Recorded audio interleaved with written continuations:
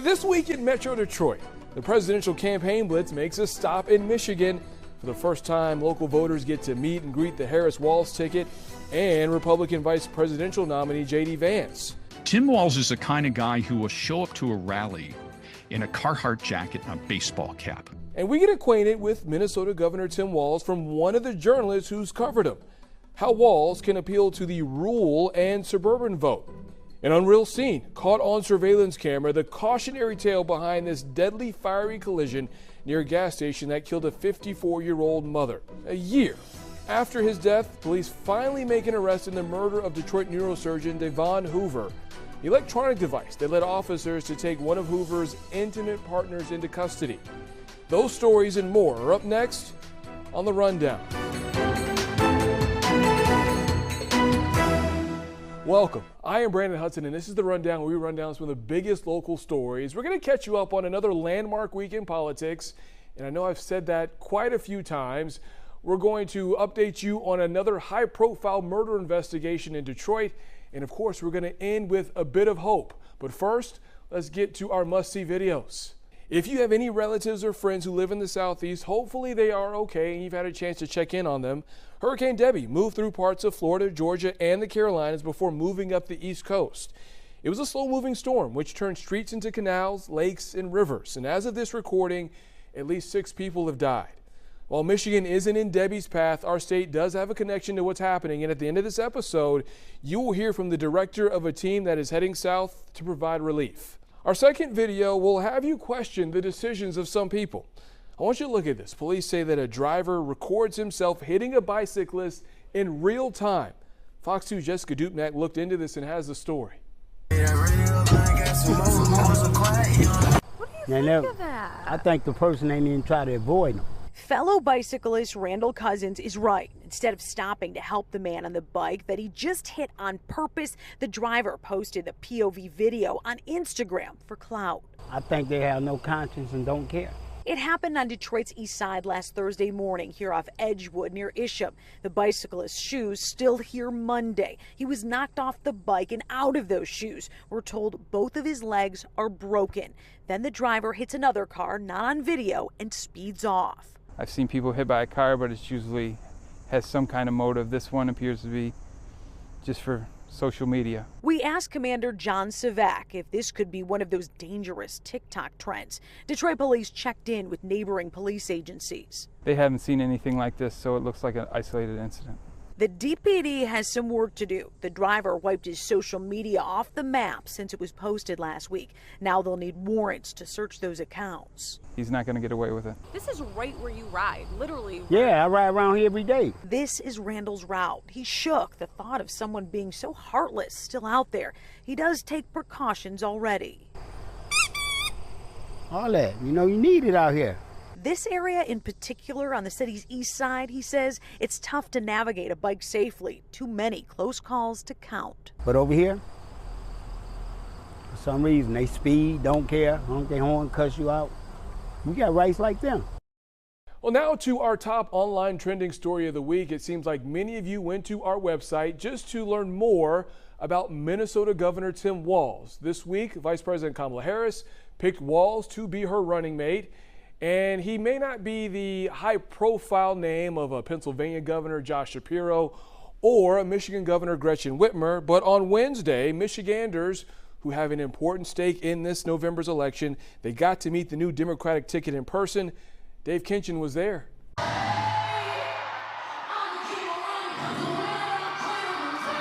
Michigan Democrats giving a rock star's welcome to Vice President Kamala Harris and her running mate, Minnesota Governor Tim Walz, as they made their way off of Air Force 2 to a crowd of thousands in an airplane hangar at Detroit Metro Airport Wednesday night. Good evening, Detroit!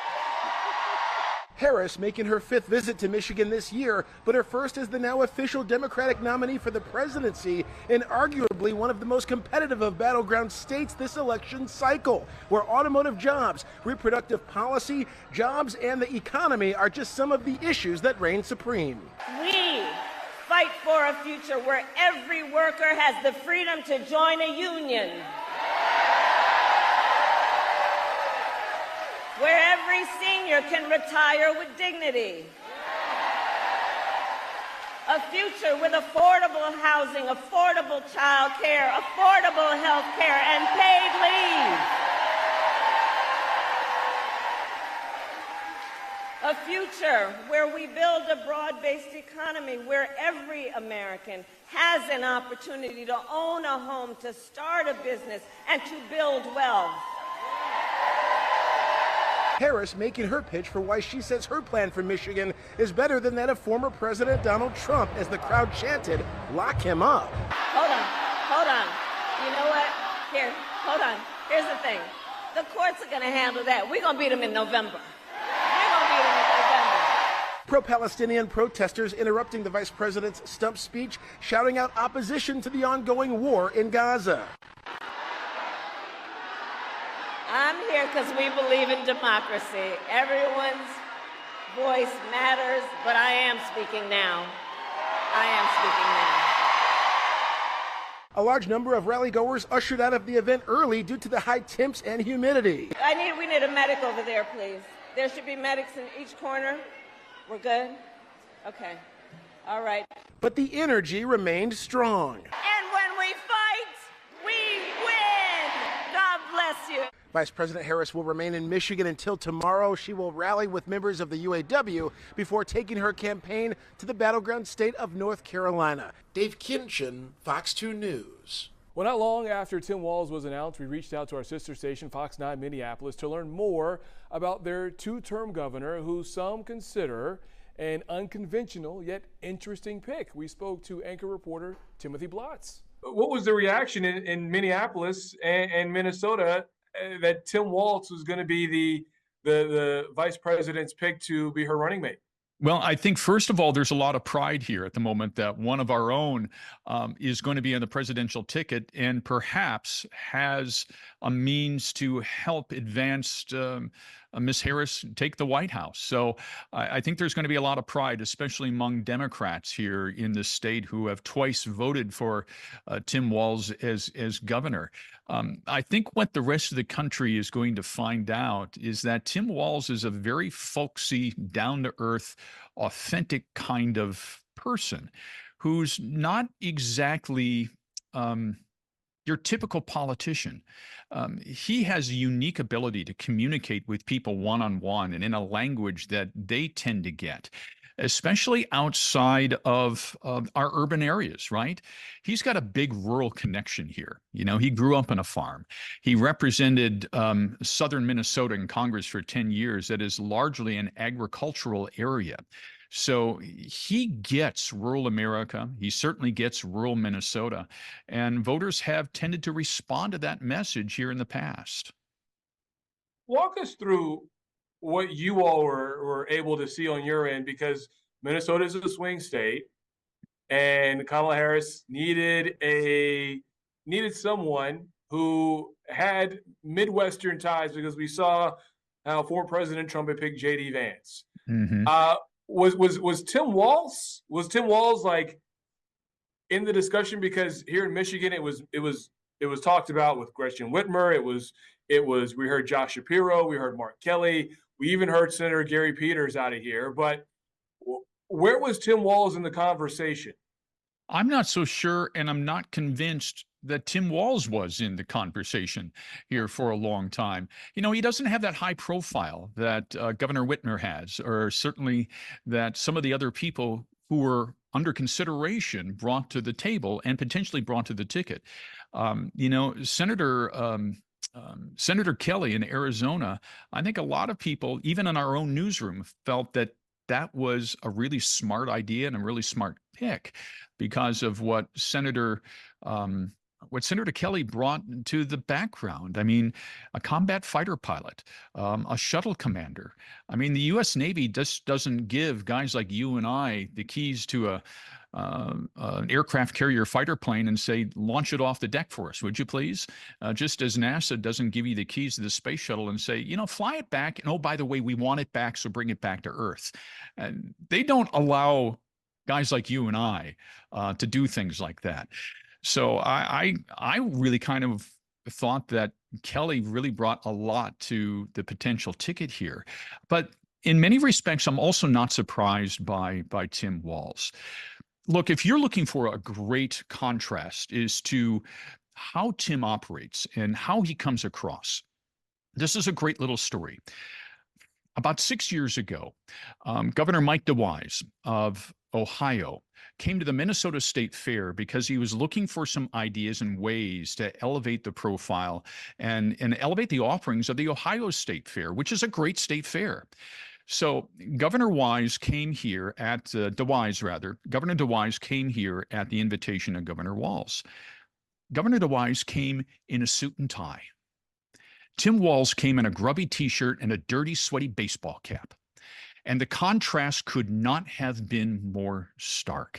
And here these two governors are of very big Midwestern agricultural states walking through the Minnesota State Fair, one in a suit, one in a t-shirt and a baseball cap, one with an ear of corn saying, "Isn't this place great?" And the other one kind of looking around and say, "Wow, this is fabulous." So I think America is going to see more of that Tim Walz. Tim Walz is the kind of guy who will show up to a rally in a Carhartt jacket and a baseball cap. And I suspect you're going to see a little bit of that on the campaign trail in the weeks ahead.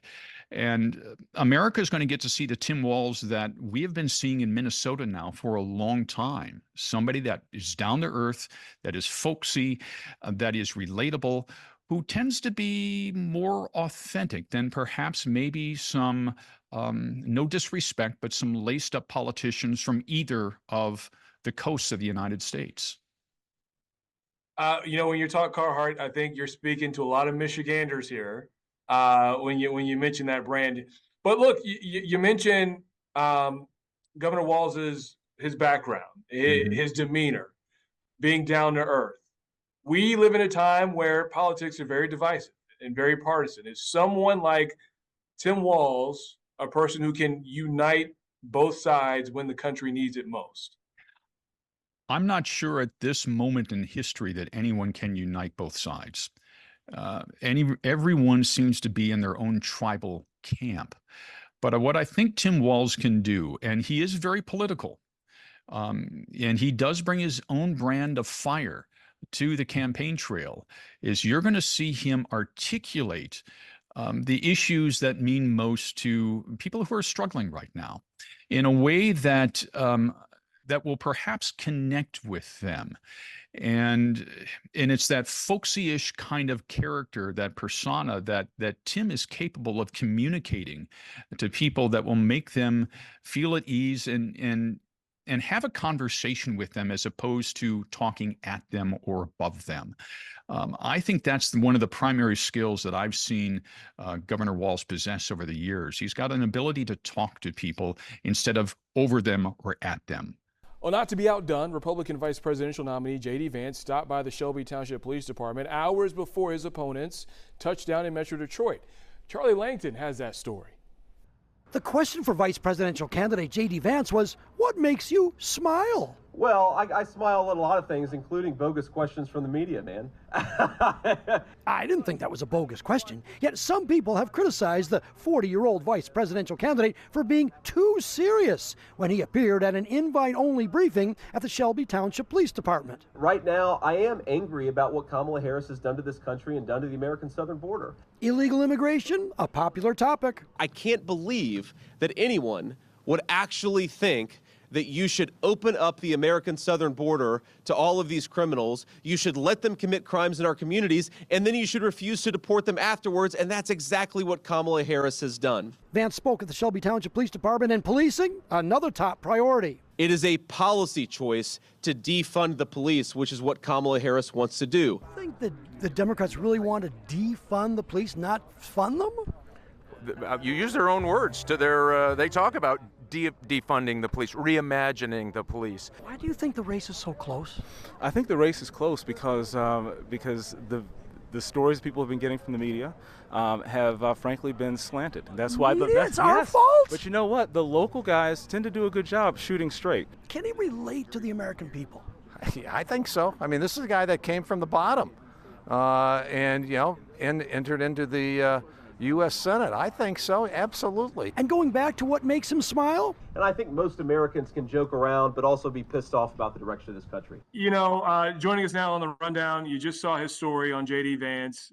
This is the guy that always makes us smile, and that is Charlie Langton. Charlie, how you doing, man? I'm doing great. Everything is good here. We're smiling and we're happy. Yeah, we are. Hey, look, we want to get right to it. Why did you ask JD Vance about his smile? About him, and I spent about I was not the first question when JD Vance appeared at Shelby Township. He spoke for maybe 20 minutes, 25 minutes or so, and I was going to ask him a question on some policy. I had a couple of questions there, but it struck me though that he seemed to be pretty serious, which is fine. He's running for vice president. I get it. But I had read something where he seemed to be, criticized for maybe being just a little bit, maybe a little angry, maybe a little too serious. So I really wanted to just break the ice a little bit. I really wanted him to let his hair down a little bit. Just tell me something about you. Are you human? And assuming you are, say something that would either make us laugh or relate. Talk about your personal life. Talk about your background. Talk about anything other than immigration and defunding the police and some of these very, very heavy topics. And I think, you know what, I'm just going to do it. He called on me, and I said, basically, what makes you smile? What makes you happy? And I got the answer I got. Well, what did you think of that answer?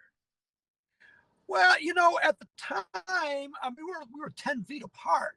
The answer was essentially, I'm happy when I'm answering bogus questions from the media. Well, it wasn't, and I could hear because there were only media people there, and about maybe 50 or so donors and Republican political types.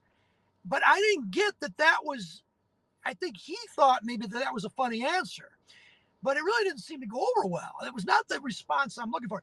We do a lot of interviews. We ask a lot of people a lot of questions. To me, it's not necessarily the question you ask, it's the answer you get that is more important.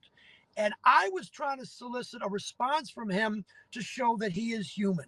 This is it's been a grueling campaign. I can't wait till I get home to my wife. I can't wait to have a nice quiet dinner alone. I can't wait to see my 3 kids. There's 100 different answers he could have given that I think would have been a little more human than almost an attack on the question, saying it's a bogus question. I didn't personally take it as an attack, but I thought that was not the appropriate answer. And it wasn't just me. You could sense that the people around me, it was like, I want to hear more. And I didn't necessarily get it. I'm not making a judgment here. Maybe I am, I guess. But I'm just saying, I really truly did want a little personality from him, because I do think it's important for a leader. You're president, you're the head of a corporation, you're the news director or something. You got to have a little personality. Because why? Because you've got to relate to people, and I do want to see something that would personalize him, humanize him.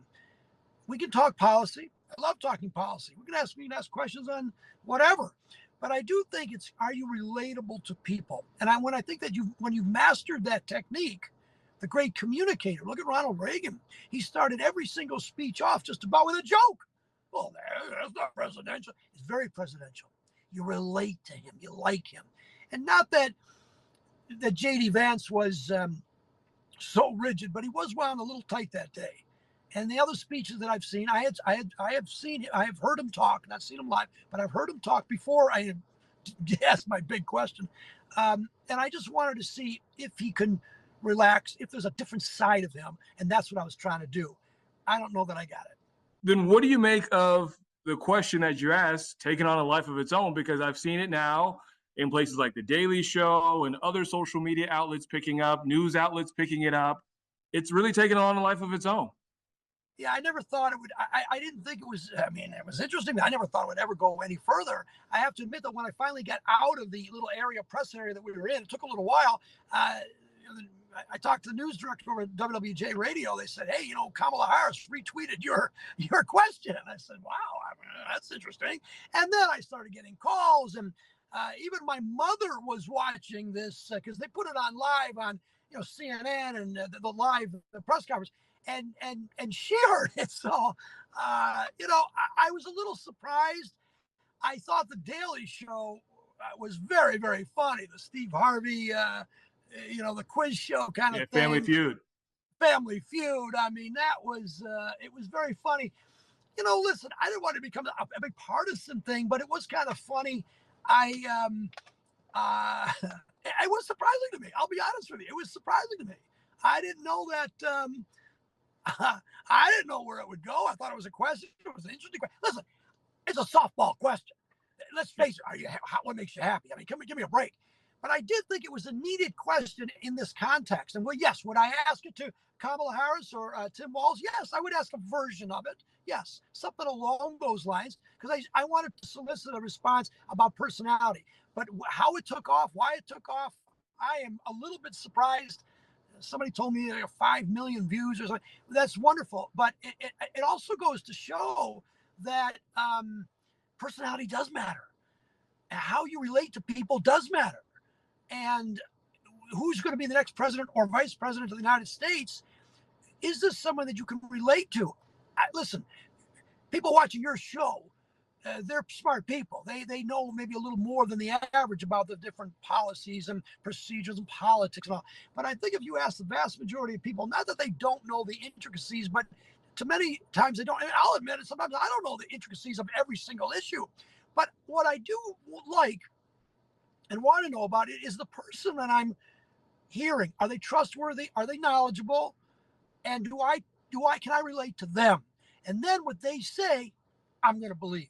So I do think that there's a human factor that is important. And I think that that's why this thing probably took off, because it wasn't a specific fact check type question. You can't fact check this one. This one is a personality question that I do think we journalists have to, solicit some kind of response from all candidates, because it does matter. It is important. Charlie, I appreciate it, man. I'll let you get back to work. Thank you so much. You got it, Brandon. One more note on politics. 1 million Michiganders voted in Tuesday's primary, and for those results, you can check our website, fox2detroit.com. Now to a tragic story about a deadly crash that was captured on surveillance camera. It's another cautionary tale on the dangers of drinking and driving. Camila Miri has more on the fiery collision which killed a 54-year-old mother who was riding in a truck with her son. Security video from a gas station shows the fiery aftermath of a car crash at Van Dyke and 15 Mile in Sterling Heights.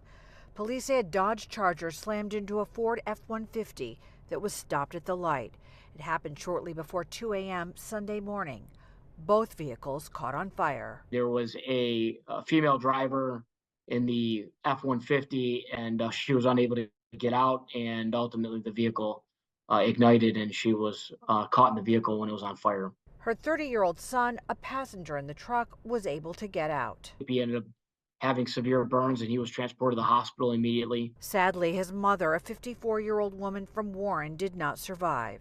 Whether it was the collision or it was a fire that ended up causing her death, that's all to be determined in the days to come. Our officers arrived quickly, tried to extinguish the fire, but were unable to of the F-150. It was just fully engulfed very quickly. The driver of the Dodge Charger, a 25-year-old man from Detroit. And ultimately, our investigation led to the fact that that driver was intoxicated. He was arrested. He had no injuries. And he was transported to Macomb County Jail, where he awaits charges as well as to be arraigned. A plea from police to those watching this story. You can utilize Lyft and Uber and call a friend. I mean, you do anything, don't get behind a wheel. Ultimately, you are risking somebody else's life and your own. In Sterling Heights, Camila Mary, Fox 2 News. Well, for more than a year, we have covered the twists and turns of the Dr. Devon Hoover murder case. It involves a Detroit neurosurgeon who was shot and killed inside his own home.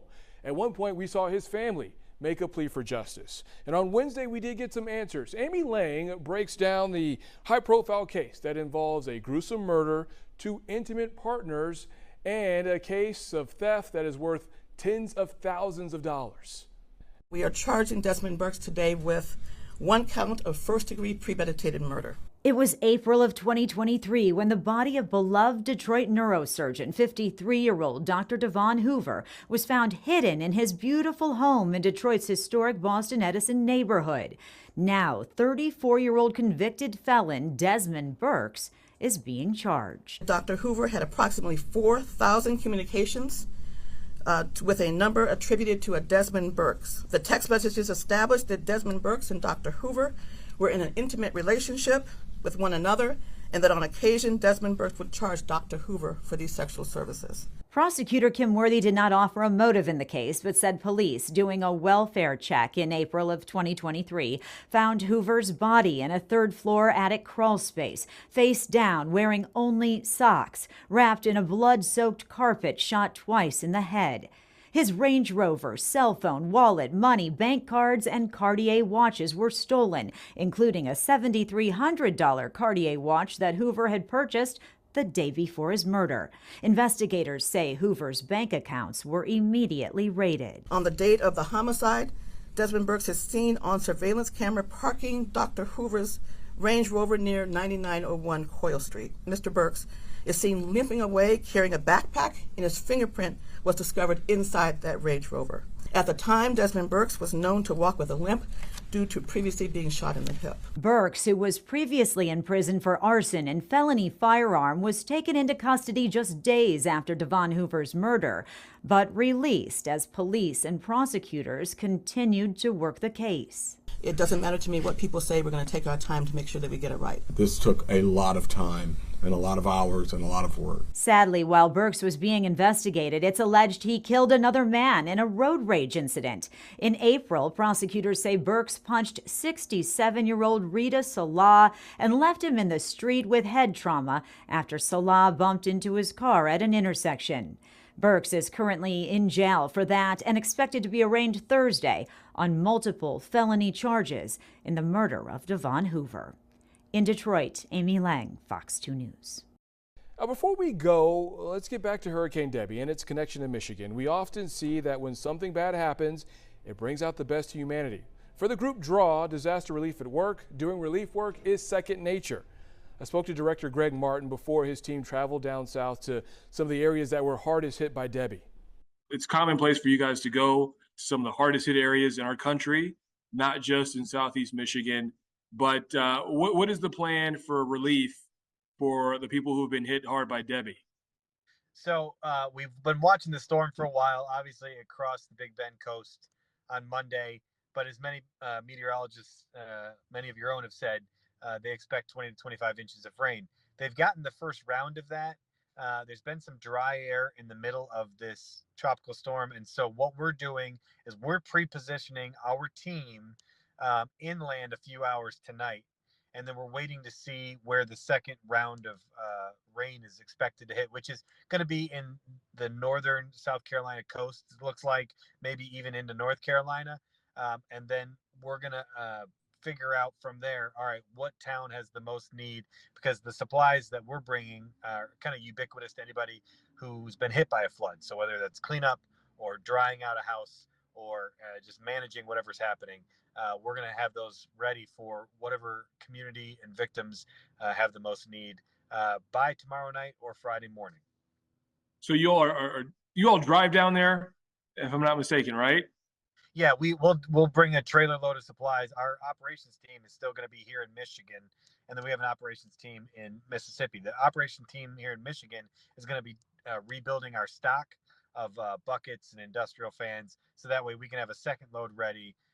Because if these floods are what they're projected to be, it's going to we need to help more than just a couple hundred people. This is going to be thousands of people who have flood damage from this storm. How long do you guys expect to be down there? It's going to be probably in shifts, so probably 4-day shifts. 4 days, then another 4 days, then another 4 days. If there are no storms that come right behind it, we can kind of take our time. But we also don't want to tie ourselves up too much in case another storm comes behind it, because it is hurricane season and that happens all the time. And speaking of hurricane season, speaking of just, the work that you all do in general, off the top of your head, do you know how many places that you've responded to, whether it be this summer, this year so far? So this storm response that we're doing right now to Tropical Storm Debby will actually be the 12th response to a storm in the United States that DRAW has done since February. And a lot of it has been tornadoes. The tornado season was the second most active in recorded history. So we were in Nebraska, Iowa, Kentucky, Mississippi. But this is why we exist. And we have so many people that come alongside us and help us, and we're always looking for more help.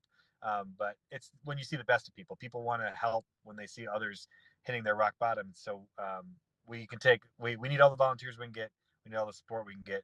But that's what makes it possible for us to be able to respond to all these different storms around the country. When you show up with that big trailer and you see the people that are at their worst, what is the response that they get, and how does that make you all feel? It breaks your heart a little bit when you learn the nitty gritty. You know, people that had kids who had tournaments that now they don't even have a home.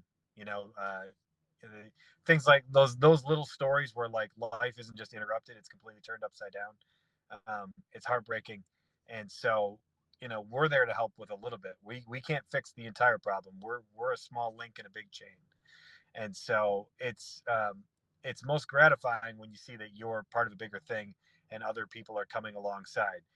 Maybe that's other organizations that we're working alongside. Maybe that's new volunteers here at our home base that are jumping in to help out.